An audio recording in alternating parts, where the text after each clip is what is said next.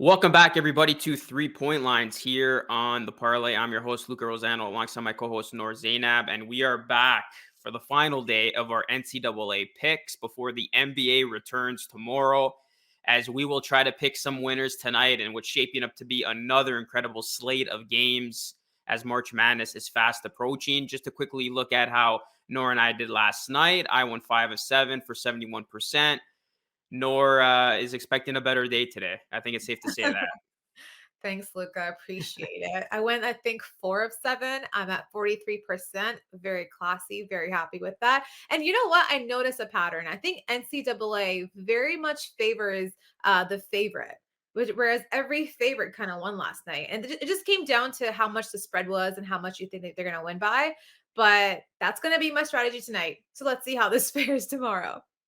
Yeah, that wasn't too shabby, actually. I didn't know you went 4 of 7. I guess the averages vary so much when you're just like comparing 7 games or whatever. So that's actually not bad at all for, I believe, your debut of making NCAA picks. So yeah, we'll see if you win this head to head, as this is our second or last time making NCAA picks for now on the show. And we're going to begin here.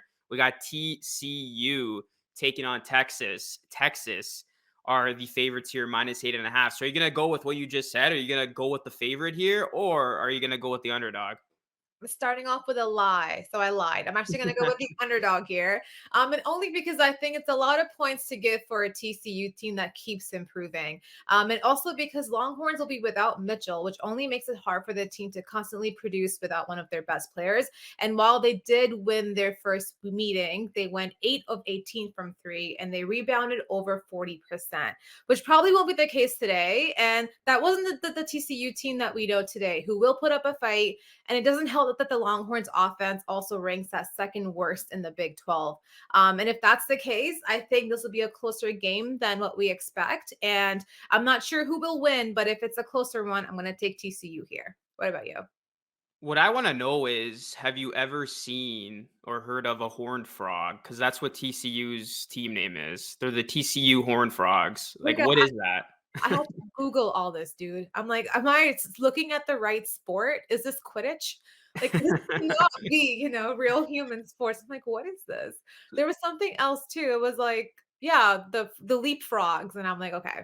Yeah, they got some pretty interesting team names in NCAA, which is expected when you got to give it a team or every single team a name. So yeah, in this case, I am gonna go with the Horned Frogs, who are they're 6-1 and won against the spread in their last 8 road games. TCU, this is a good team. Do not underestimate them here. They could keep this one close. Texas is only 4-11 against the spread in its last 15 home games against teams with a winning record. So this is a spot where TCU should show up with a lot of tenacity, and this can be a tight game than what many people expect. So I agree with you. I think 8.5 in a matchup like this is way too many to lay. I know we've seen the favorites cover a ton, but in this one, I'm taking the TCU Horned Frogs to get it done plus 8.5. All right, starting off with an agreement. Love to see it. Now we have, I think, one of the better games of the night where it's going to be Duke taking on Virginia, and Duke is favored here by -4.5. Any thoughts, Luca? This is a tough one, and this is going to be the game of the night and probably the hardest one to predict. I was going back and forth on both these teams because Virginia plays such a nice methodical style that anytime you see them as an underdog at home, especially by 4.5, you usually take them here, and they beat Duke previously. But I am going to go with the Blue Devils because they are coming into this matchup with some momentum on their side. They have won 4 consecutive games since that defeat to Virginia, which was a 68-69 defeat. So it was a very close game. And in those games, Duke has won in dominated fashion. So they have only one of those games is actually fewer than 11. And they've only lost 2 of their last 3 road games. So this is a Duke team that I think can go into Virginia and get this win.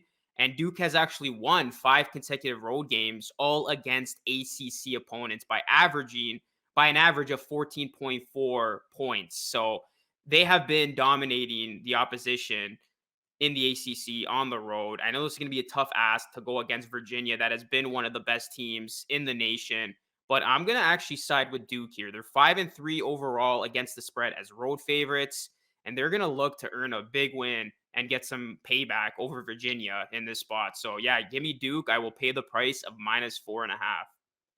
We're gonna go 2 for 2, Luca, because you mentioned it. Honestly, it's you mentioned the 1 point victory in the last game that they both played together, and my take here will be pretty much based off of their first meeting in that matchup.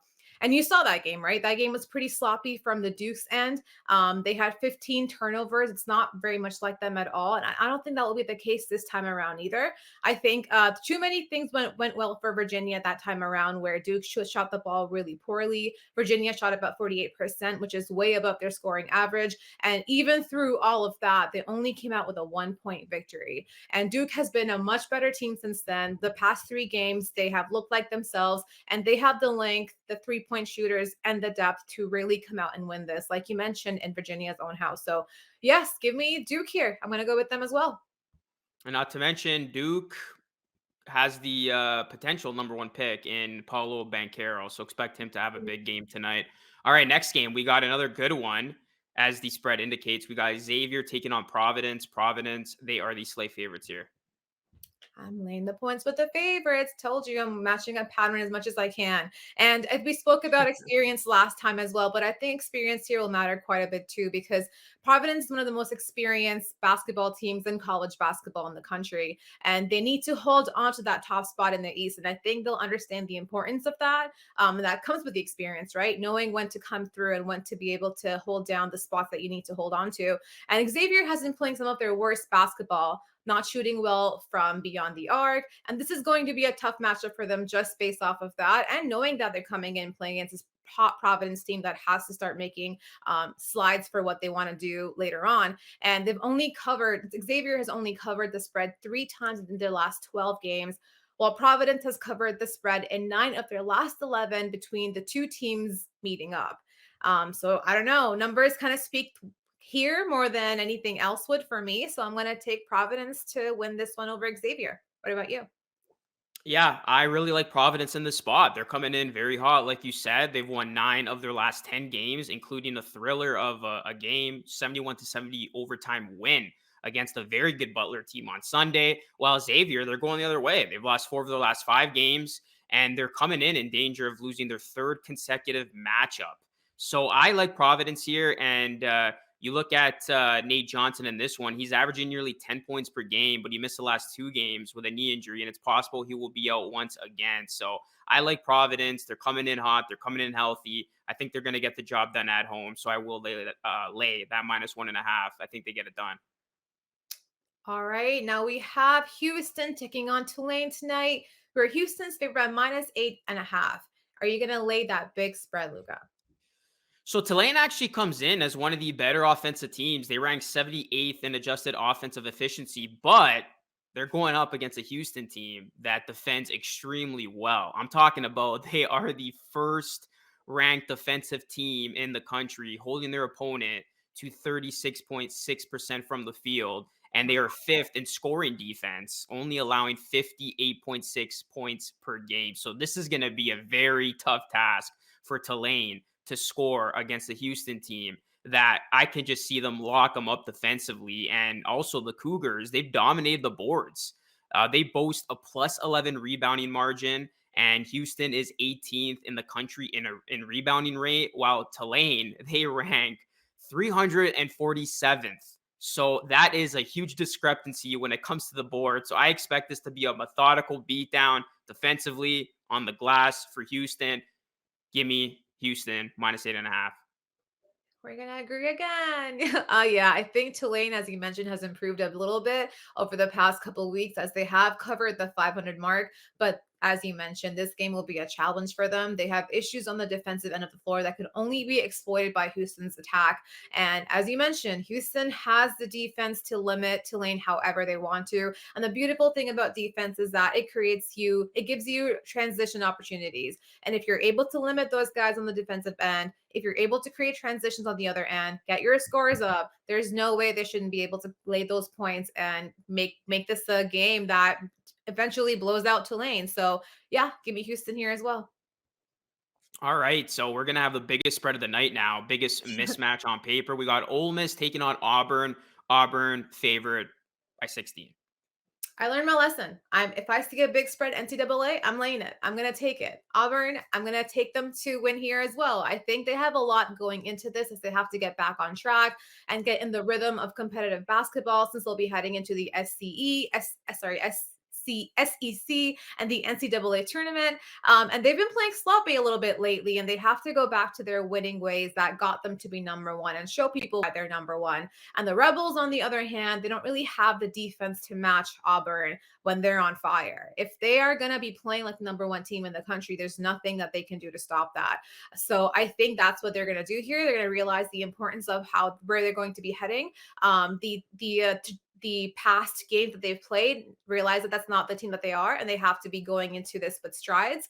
And I think this should be a pretty big blowout. So I'm going to actually take Auburn here to win by 17. What about you?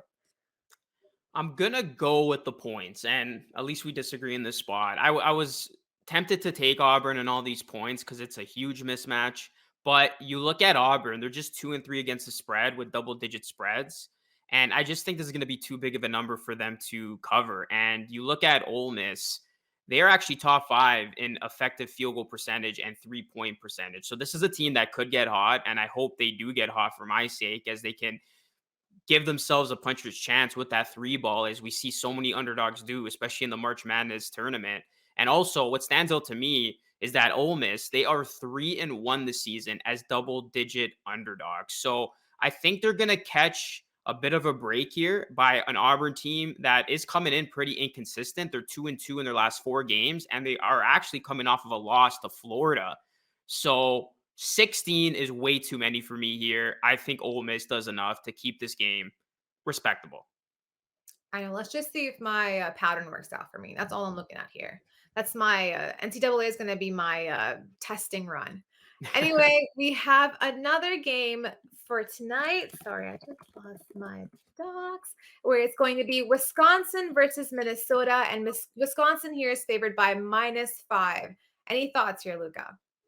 Yeah, so they actually beat Minnesota. Wisconsin did 66-60 in late January, and that would be good enough here to cover that spread. And you look at Minnesota; they've lost 7 of their last 9 games because their offense, it's not scoring enough, and they're gonna have a tough time. As Wisconsin, they just find ways to beat you. They're very steady with their approach, and they literally just got through a fight with Michigan after rolling by Indiana on the road, thanks to an offense that's been doing overall a nice job from the field. So they don't have to be spectacular here, but Wisconsin's those teams that they just can methodically beat you over the course of a full game. And Minnesota is coming in not playing well at all. They're last in the Big Ten in total rebounds, last in defensive field goal percentage, and they're just not scoring the ball enough. So I'm going to pay the price of 5. Wisconsin beat them by 6 last time. I think they could do it again and then some. Give me Wisconsin here.